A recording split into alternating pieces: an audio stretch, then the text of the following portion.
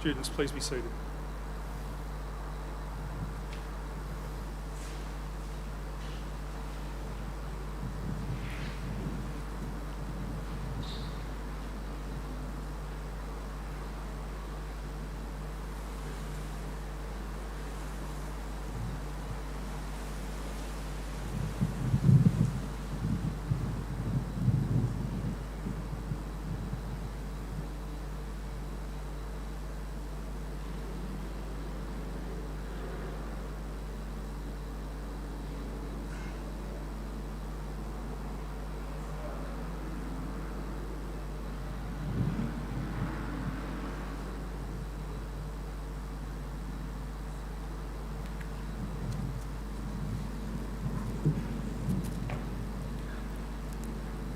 Good evening, visitors, and welcome to the Australian War Memorial's Last Post ceremony.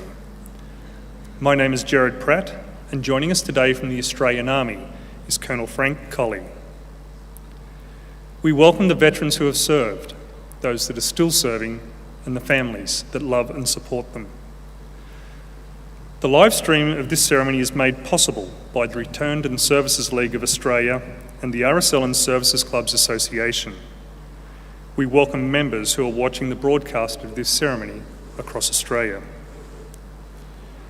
During this evening's ceremony, wreaths will be laid at the base of the Pool of Reflection by visitors to the memorial and students on behalf of Our Lady of Grace School, Glengowrie, South Australia, and St Anthony's Primary School, Edwardstown, South Australia. Australia's Federation Guard is the tri-service ceremonial unit of the Australian Defence Force. They provide a ceremonial presence at civil and military events and during visits to Australia by foreign dignitaries. Australia's Federation Guard will now dismount the catapult party from the tomb of the unknown Australian soldier.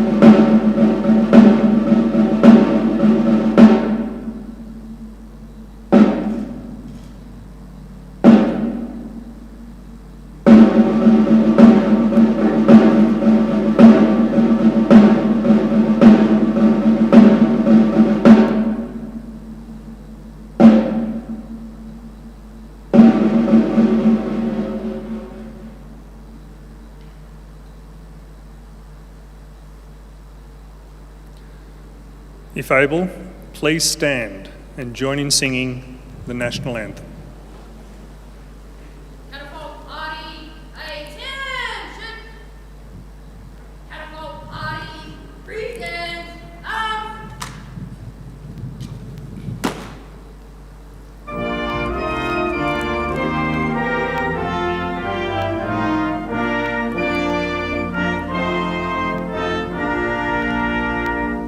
Australians, oh, let us rejoice, for we are one and free.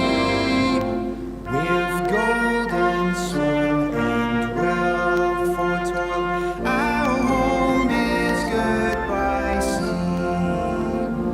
Our land abounds in nature's gifts of beauty, rich and rare.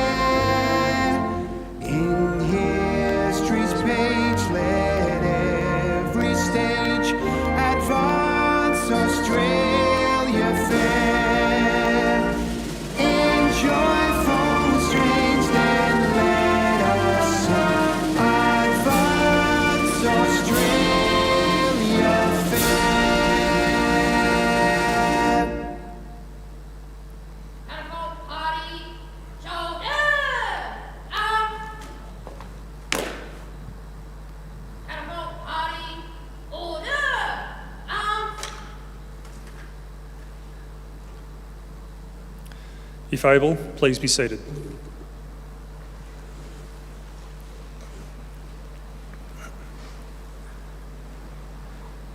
The Australian War Memorial was the vision of Charles Bean, Australia's First World War official historian. Bean landed with the Australian troops on Gallipoli and stayed with them at the front through until the end of the war. The idea of this national memorial and museum came to him at Pozieres, France, in the depths of the bloody fighting of 1916. Bean's idea was that this would be a place where families and friends could mourn loved ones buried in faraway places.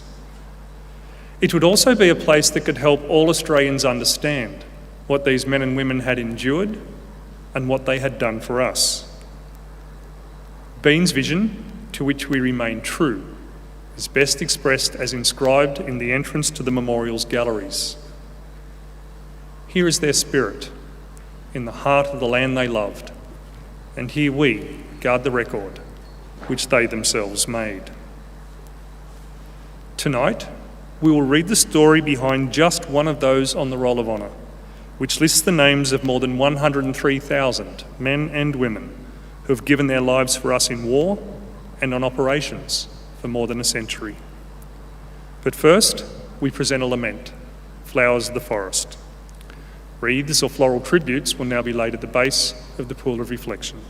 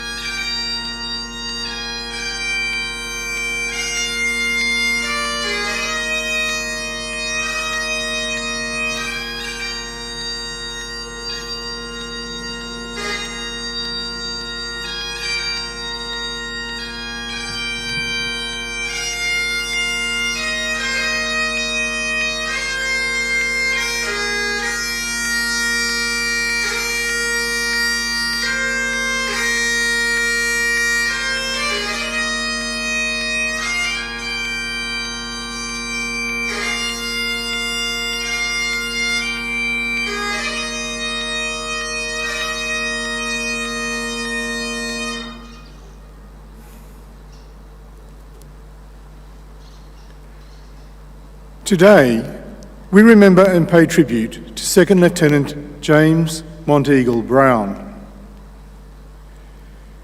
James Brown was born on the 6th of May 1888 in the Brisbane suburb of Normanby Hill. Affectionately known as Jimmy, he was one of 5 children born to local merchant and businessman William Hutchison Brown and his wife Jane. Jimmy received his education at Kelvin Grove State School and later at Brisbane Grammar School, where he was known as a keen student, talented sportsman and member of the Cadets program. He went on to attend Gatton College and began working as a farmer at Cedar Grove. He later entered the merchant business and began working for Messrs. Howells, Brothers and Company.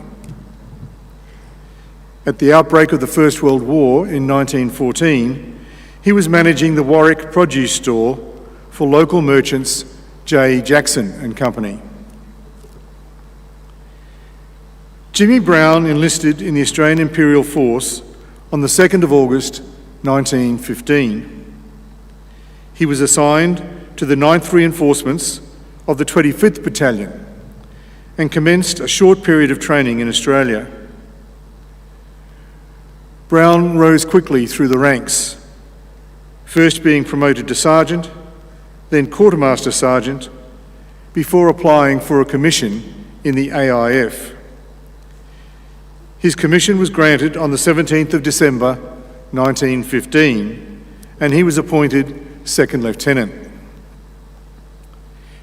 He embarked for active service in January the following year, sailing from Brisbane on board the troop ship Wandilla.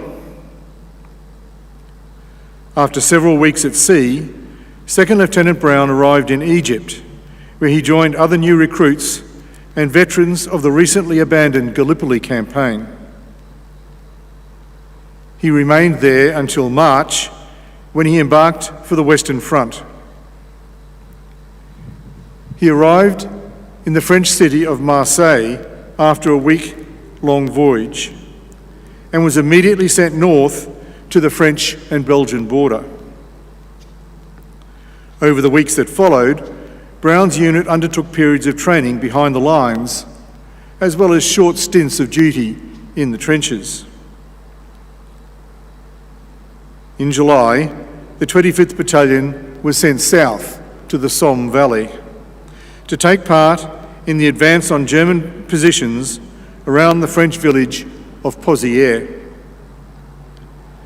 The men entered the front lines around the village on the 28th of July 1916 in preparation for an attack under the cover of darkness the following morning.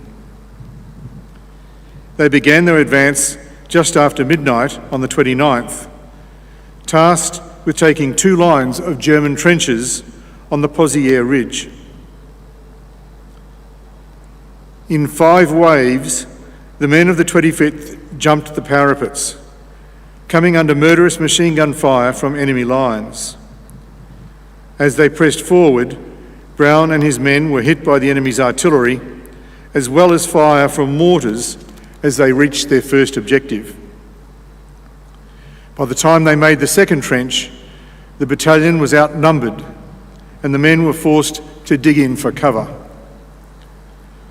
Private Herbert Harris, who was also caught in the fighting at Pozières, described the battle. Imagine men dug in a few feet into the ground and shells falling just like rain. Trenches blown up and men digging for dear life to rebuild them or rescuing their comrades who were buried. And in most cases, the rescuers were also buried by shells. When entering the trenches, we were bombarded with tear and gas shells, which made us wear our gas helmets.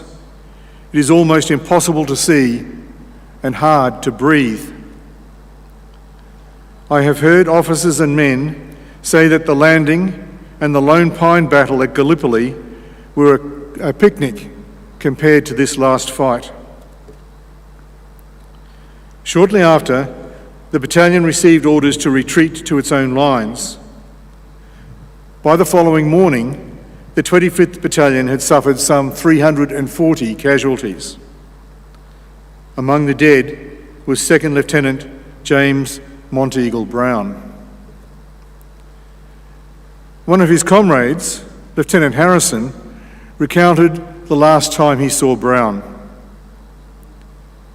I saw him killed on July 29th at night, around 12:30 a.m. He was first wounded in the arm by machine gun fire. He stood up to have his arm bandaged when another machine gun got him in the head. I went up to him, but found he was dead.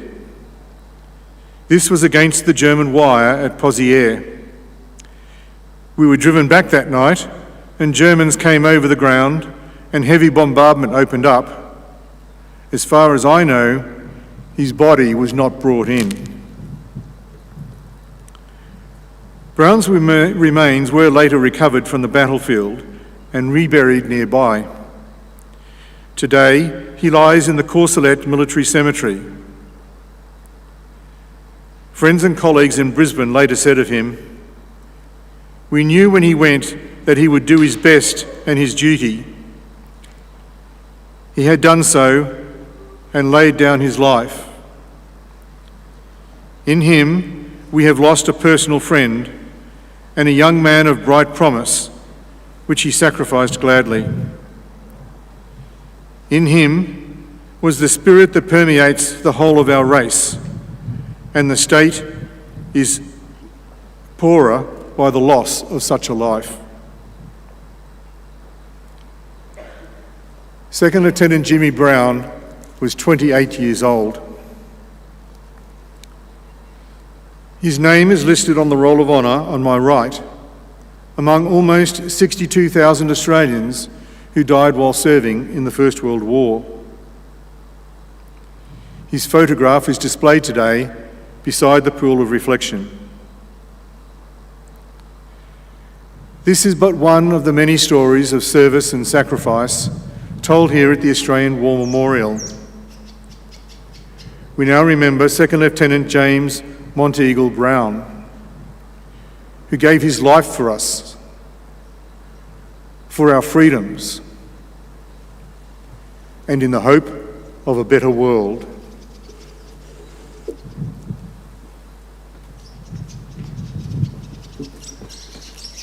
If able, please stand for the reading of the ode and the sounding of the last post.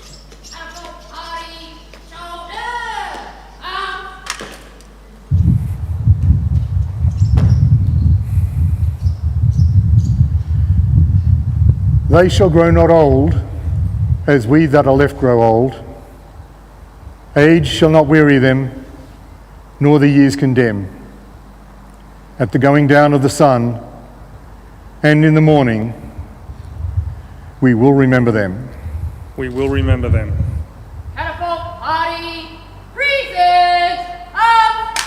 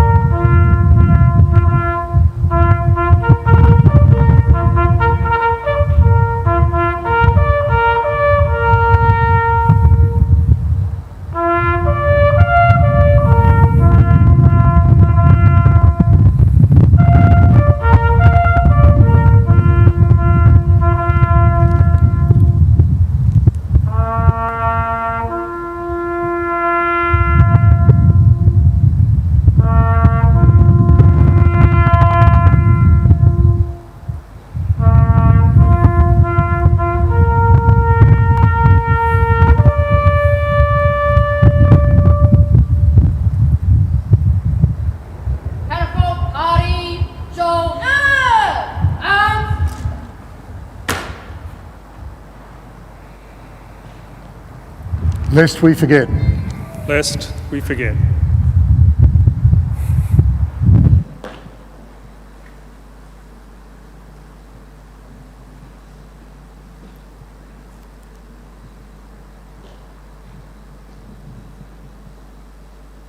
Catapult party, our woods!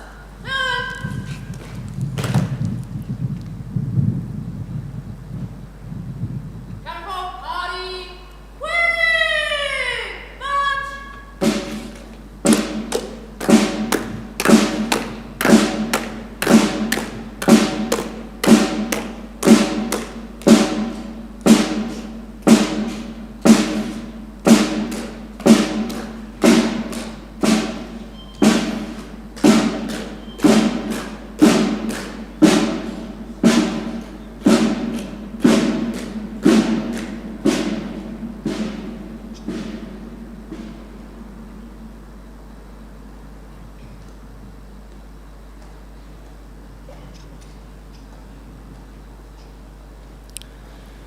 We leave you this evening with the words of the memorial's founder, Charles Bean.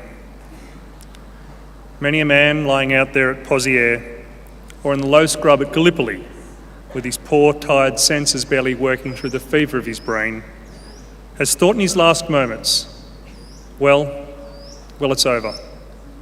But in Australia, they will be proud of this. Ladies and gentlemen, girls and boys, that concludes the last post ceremony. On behalf of the Director and staff, thank you for visiting the Australian War Memorial and for your continued support of the Memorial's development project. We wish you all a very pleasant evening. Thank you.